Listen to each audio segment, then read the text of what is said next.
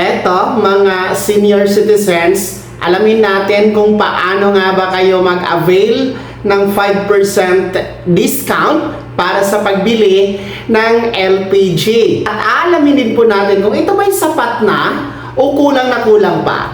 Well, para po sa kalaman ng lahat ng mga nagkakatanda, meron po kayong 5% discount kung kayo po ay bibili ng LPG. Ano man ang brand yan, mga ka-vlogs. Ito po ay bilang tugon sa panahon ngayon na krisis, dulot po ng pagsipa ng mga pangunahing bilihin gaya nga po ng LPG.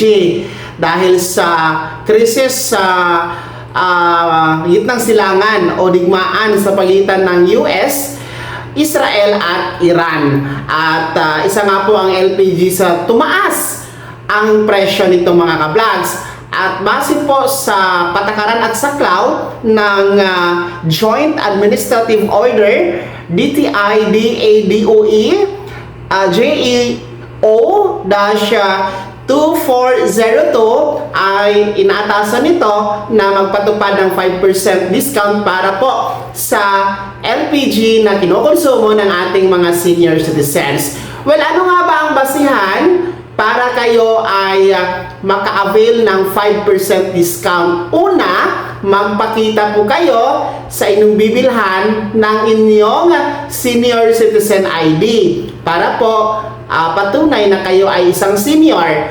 It's either the OSCA Senior Citizen ID or yung nasa eGov.ph na Senior Citizen ID, yung digital, pwede po yun. Well, pangalawa, dapat ang inyong i-avail ay hindi po lalagpas sa 11 kilos, no? 11 kilos pababa lang na tangke ng LPG ang po pwede dito.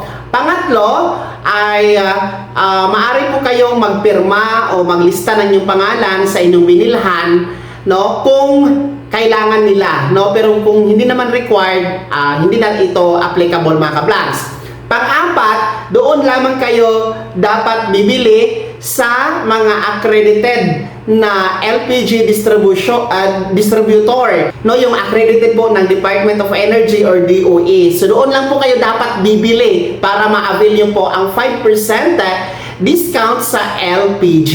Pang-apat po, ang inyong pag-avail dito sa 5% discount ay maaring gamitin every 5 months lamang. So kada 5 buwan lang pwede mag-avail sa 5% discount. Kasi nga, yung LPG, maximum of 5 months, makukonsumo po yan natin, mga ka-vlogs. So, yun po yung criteria para maka-avail sa 5% discount sa LPG.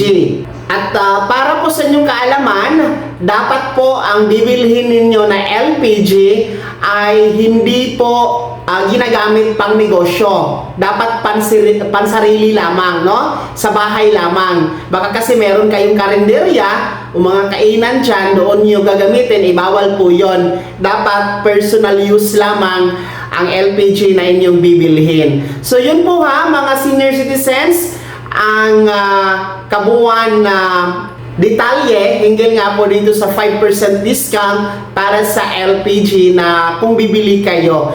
Well, ang katanungan ngayon, ito ba'y sapat na? Ito ba'y kulang sa panahon natin ngayon? Well, sa atin pong sariling analysis, mga ka-vlogs, hindi talaga ito sasapat. Yung 5%, halimbawa sa 11 kilos, nasa ngayon 1,500 pesos. So kung ibawas natin ang 5%, napakaikli lang ng diskwento, mga ka-vlogs, no? At kulang na kulang talaga ito. Actually, hindi ito ramdam. Hindi ito mararamdaman ng mga mag-a-avail ng 5% discount for LPG ng ating mga seniors.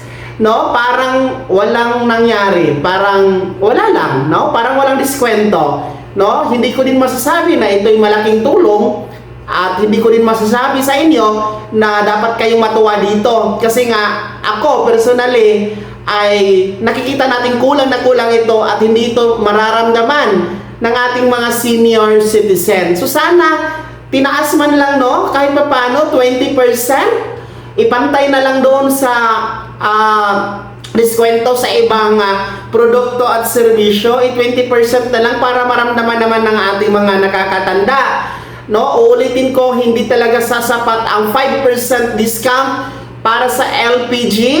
Dapat itaas sa 20% discount. Kaya naman, mga senior citizens, nais ko din pong itanong sa inyo, para sa inyo, sasapat na ba itong 5% discount para sa LPG o kulang na kulang pa? At pabor ba kayo na dapat itaas ito sa 20% discount? Ibahagi niyo po yung komento at reaksyon sa comment section na nasa baba. Pakilakip ng buong pangalan at kung taga saan kayo. Maraming salamat! God bless! Mag-ingat mga ka-vlogs!